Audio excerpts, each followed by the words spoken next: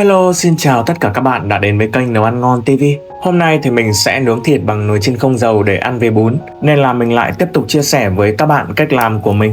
Thịt nướng bằng nồi chiên không dầu tuy không ngon và thơm được bằng nướng than, nhưng lại rất là tiện. Ai cũng có thể tự làm tại nhà. Bây giờ mình cùng vào bếp nhé.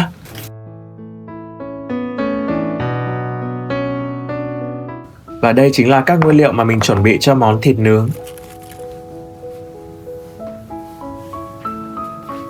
Thịt thì hôm nay mình sử dụng hoàn toàn là thịt nạc vai không dính mỡ với khối lượng 600g. Nếu mà các bạn muốn thịt nướng mềm hơn mà không bị khô thì có thể sử dụng thịt nạc dăm hoặc là thịt ba chỉ thì sẽ ngon hơn nha. Mình thái thịt thành từng miếng bảng to với độ dày khoảng 0,7 đến 1 cm. Các bạn cũng có thể thái thịt nhỏ và mỏng thì mình sẽ xiên que để nướng. Sau đó thì mình dùng búa dần thịt ra như thế này để cho thịt ngấm gia vị và mềm hơn. Các bạn cũng có thể sử dụng cái sống lưng của con dao để làm nhé.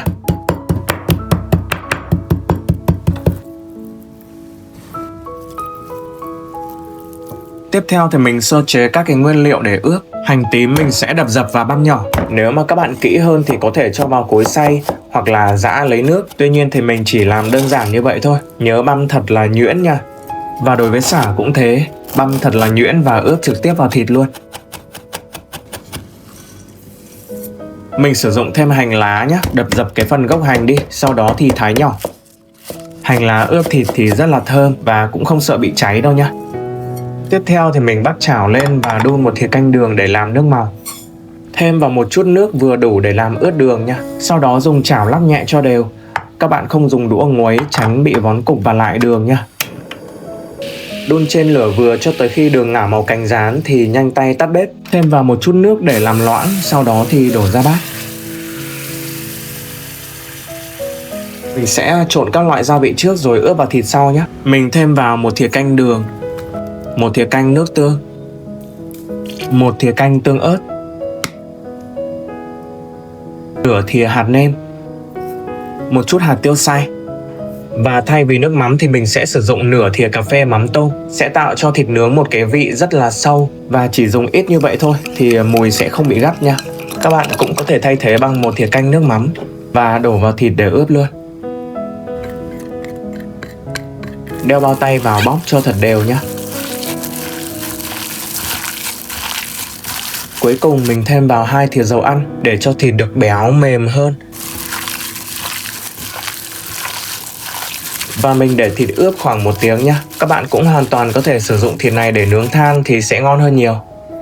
Đối với nồi chiên không dầu thì mình sẽ quét một lớp dầu ăn trên cái giá nồi, vì đây là giá bằng inox.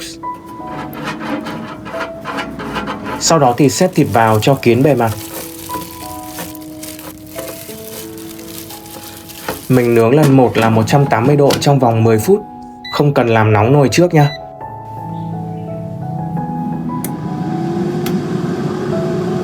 Trong khi đó thì mình sẽ chuẩn bị phần bún để ăn kèm. Mình sử dụng thêm 2 loại rau cơ bản là xà lách và mùi ta. Thái nhỏ ra như thế này.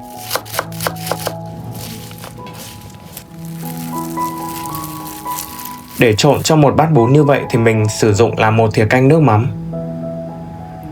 1 thìa canh đường, 1 thìa canh giấm, một chút hạt tiêu. Thêm vào 3 thìa canh nước nóng. Sử dụng nước nóng để cho đường dễ tan hơn. Tỷ lệ của mắm, đường, giấm, nước là 1:1:1:3. Cuối cùng thêm vào ớt cay theo sở thích. Sau khi nướng được 10 phút thì mình sẽ lật mặt lại.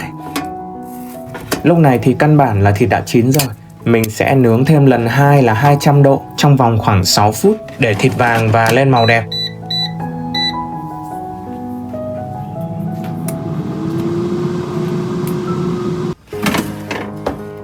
Đó, thịt nướng của mình như vậy là xong rồi. Thịt này thì mình thường ăn với bún trộn rau xà lách. Các bạn có thể sử dụng thịt có thêm mỡ hoặc là thịt nạc dăm thì nướng lên sẽ mềm hơn.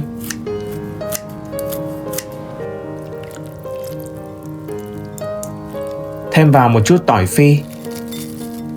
Cảm ơn tất cả các bạn đã quan tâm theo dõi. Hẹn gặp lại ở những clip sau nha.